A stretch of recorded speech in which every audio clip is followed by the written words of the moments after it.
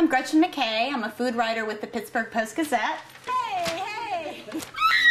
And we're here today to cook up one of summer's favorite treat, popsicles. And I'm going to have help from my two daughters because popsicles are, after all, a kid's dessert. Come on, girls. You're going to come help me do this. This is Olivia, and this is her twin sister, Catherine. And they are pros at eating popsicles, so we thought maybe we would involve them in making the popsicles today. Let me think, what am I going to say? You might be wondering why we would make popsicles when they're so readily available at the supermarket. They're cheap. They come in all your favorite flavors. And the answer would be that when you do it at home, it's a lot cheaper actually, and it's a lot more healthful because you're just going to be using fresh fruits, none of the sugar, none of the preservatives that you get in something that's commercially prepared. So what we're going to do today is we're going to make three treats together. We're going to make fresh grape popsicles. We're also going to make homemade fudgesicles, which who doesn't like chocolate fudgesicles? And we're also going to do, what was the last one we were going to do? Creamsicles. Or, yeah, creamsicles. Yeah, and we're going to make creamsicles. Now these grape popsicles, they really couldn't be any easier. All you really need to do, and these have been washed by the way, is put 4 cups of grapes right into your food processor. Without the stems, Catherine. You did that. I can never figure out how to work my food processor, so wrong way. Shoot. Takes a 12-year-old. And you could also do this in a blender if you don't have a food processor. Break it? No? Okay. This is, like I said, it's just processed down to the skins. What we're going to do now is just press it with a spatula to get the juice out. And while I'm doing this, Catherine's going to cut up some grapes into smaller pieces that we can stick in to the bottom of the popsicle molds. Do you want to add some food color? Okay. How many drops? Just add a drop. I'm adding 2 teaspoons of sugar. That's just going to make it a little bit sweeter. And now what we'll do is we're ready to put it into the mold, and that's how simple it is. Could you rocket chip ones? We're going to use a funnel because it's a little bit easier. And you're going to want to leave a little space at the top because it will expand as it freezes. And then we're going to add a couple of pieces of grape into this. I'm going to put the lid back on. Try not to press too tight or you might end up with popsicle all over you. And that's how easy it is. Now we're just going to stick this in the freezer, freeze it for about 4 hours. And you've got fresh grape popsicles. You need to time out because there's like grapes everywhere.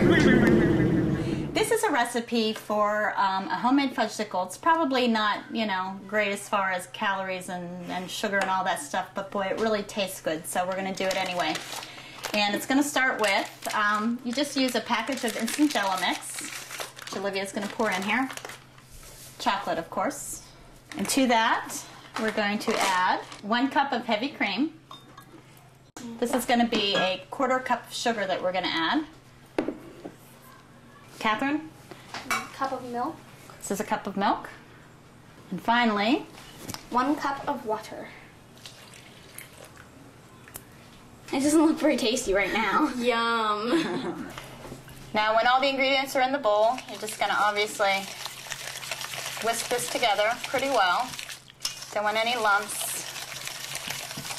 Sorry about that, Olivia. And again, you're just going to ladle this into your popsicle mold. If you don't have popsicle molds, you can make them just using Dixie cups. What you can do is you can put it in the freezer and partially freeze it and then put the popsicle stick in, but most people are too busy to do that kind of stuff, so this is a little trick you can do. Just take a piece of tin foil and you're gonna put it over the top of the cup like this. And then you get a knife and you're gonna put a little slit in the middle, stick the popsicle stick in, and there you go.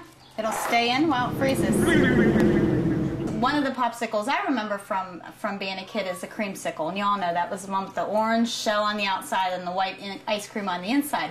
Well, we have a recipe to make that too. I'm not quite talented enough to do the 2 different shells. We're just going to do a blended one, and it's really pretty easy. We're just going to start with 2 cups of ice cream, a cup of milk, Catherine, and then you're going to use 6 ounces of frozen orange juice, concentrate.